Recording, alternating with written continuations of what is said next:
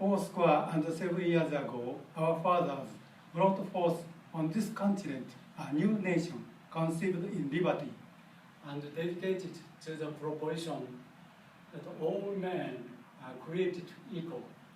Now we are engaged in a great civil war, testing whether that nation or any nation so conceived and so dedicated can long endure. We are met on a great battlefield of that war.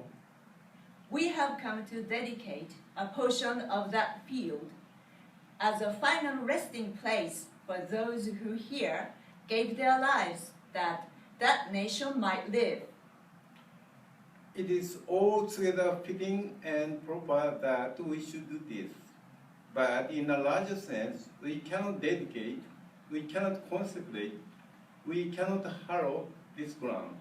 The brave men, living and dead, who struggled here have consecrated it far above our poor power to add or detract.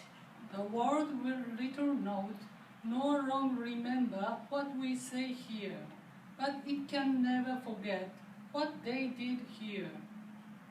It is for us, the living rather, to be dedicated here to the unfinished work, which they who fought here have thus far so nobly advanced.